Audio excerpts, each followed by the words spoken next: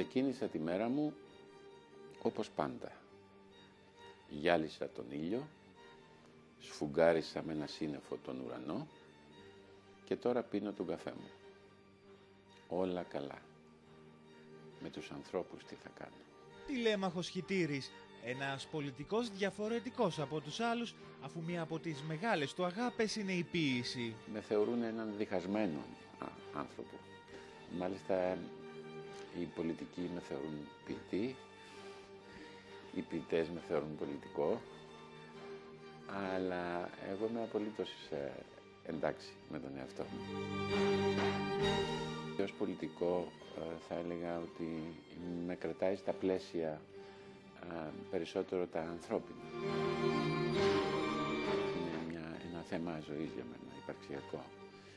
Και από την πολιτική φεύγοντας, την ποίηση δεν την παρατήσω.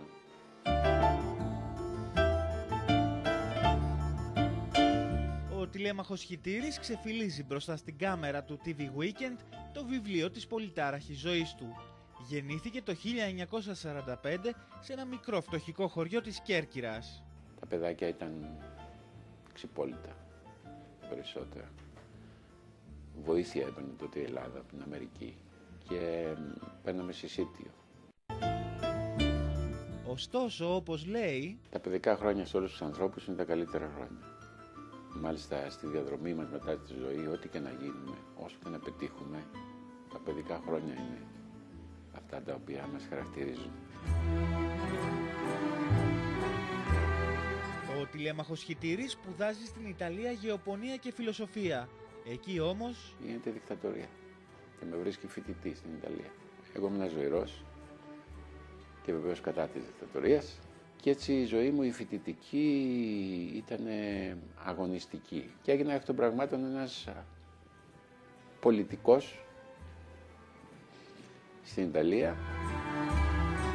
Το πρώτο σοκ που έπαθε ήταν ο πατέρας μου. Το πρωί πριν πάει στη δουλειά του άκουγε το ραδιόφωνο και στις ειδήσεις ακούει ότι στη Φλωρεντία κάποιοι αλήτες, αναρχικοί, αντεθνικοί κτλ. Έκαναν συγκέντρωση εναντίον της Ελλάδος και της εθνικής μας κυβέρνησης, μεταξύ αυτών και ο Χιτήρης τηλέμαχος. Και τα ακούει και παθαίνει. Το καθεστώς του κόβει τα χρήματα που του έστελαν οι γονείς του και δεν τους αφήνουν να τον δουν παρά μόνο μετά από 5 χρόνια. Είχα και λίγες τύψεις, διότι εγώ και οι ενέργειές μου ήταν η αιτία ώστε να μην μπορώ να επιστρέψω στην Ελλάδα. Και οι γονείς μου βέβαια είδαν έναν φοιτητή με γένια, με μαλλιά, ένα άλλο παιδί από αυτό που είχε φύγει.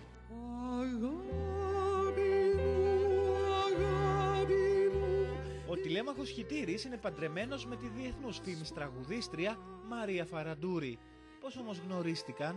Τη Μαρία για πρώτη φορά την είδα στην Κέρκυρα. Ήμουν μαθητής γυμνασίου και είχε έρθει ο Θοδωράκης με τον Πυθικότσι και τα λοιπά να κάνει μια συναυλία εκεί. Μετά όμως στην Ιταλία όταν έγινε η δικτατορία η Μαρία βγήκε κρυφά επίσης προκειμένου να σχηματίσει μια ορχήστρα στο εξωτερικό. Συναντηθήκαμε στη Ρώμη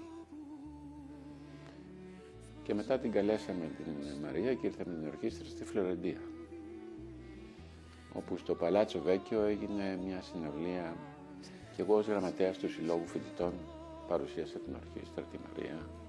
Έτσι υπήρξε μια γνωριμία, αλλά απλώς γνωριμία.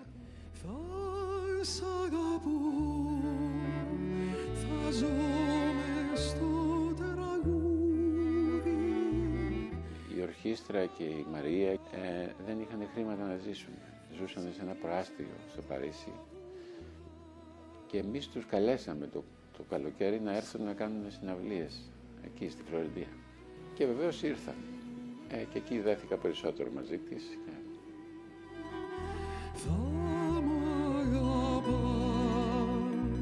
Μαζί απέκτησαν ένα γιο, τον 24χρονο σήμερα Στέφανο. Ο γάμος έγινε στην Ελλάδα μετά από χρόνια, γιατί ήμασταν μαζί και δεν μας διέφερε τόσο ο γάμος. Παντρευτήκαμε το 85, διότι τότε θα γεννιόταν και ο γιος μας.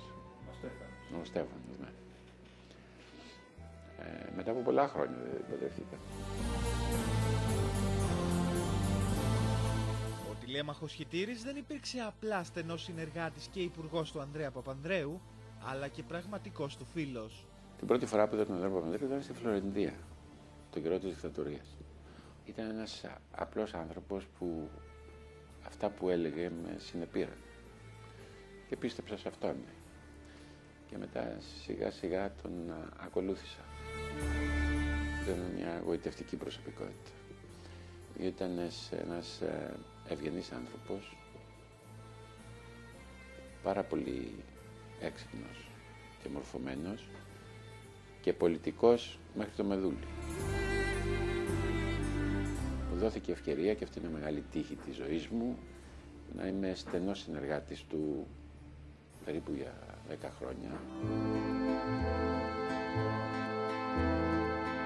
Ο τηλέμαχος Χιτήρης έζησε λεπτό προς λεπτό την περιπέτεια της υγείας του Ανδρέα Παπανδρέου. Όταν αρρωσταίνει το 88 το καλοκαίρι και πηγαίνει στο Λονδίνο και με καλούν εμένα να είμαι ο πορτ-παρόλ, ο εκπρόσωπος στο Λονδίνο. Σας είχε εκμυστηρευτεί ότι φοβάται για τη ζωή του? Όχι, ποτέ. Ήταν και στις πιο δύσκολες στιγμές, ήταν όρθιος. Ο Παπανδρέου δεν είχε ποτέ στο μυαλό του το θάνατο. Εγώ που ασχολούμαι με την ποίηση, αντιθέτως στα υπαρξιακά, πολλές φορές έκανα κάποιες απ' έξω νήξεις ή συζητήσεις για το θέμα και είχα αντιληφθεί ότι ο Παπανδρέου ήταν της ζωής, ήταν ο άνθρωπος που ζούσε την κάθε στιγμή. Ήταν από τους ελάχιστους που στάθηκαν δίπλα στον Ανδρέα Παπανδρέου όταν όλοι τον εγκατέλειψαν. Σκεφτήκατε ποτέ να τον εγκαταλείψατε? Φοβηθήκατε? Όχι. Δεν το σκέφτηκα ποτέ, γιατί ήταν στάση ζωής. Το είχα αποφασίσει. Μου λέγανε ότι δεν έχεις μέλλον πολιτικό,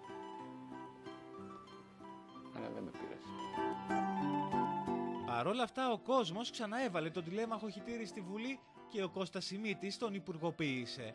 Έτσι θεωρείται μια σταθερά του Πασόκ. Ήταν πολύ τιμητικό για μένα, βεβαίως. Όλη αυτή η διαδρομή του Πασόκ και με τον Ανδρέα Παπανδρέου και με τον Σιμίτη μετά προσέφερε στον τόπο. Πόσο είναι πολιτικά γιος του Ανδρέα Παπανδρέου, ο Γιώργος Παπανδρέου?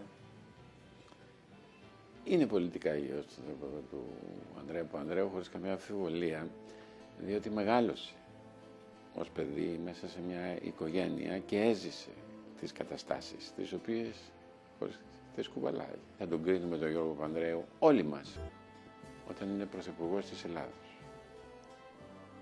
Και δούμε τις ιεραρχήσεις που έχει, και δούμε τις ενέργειες που κάνει, και δούμε την πορεία που θα χαράξει.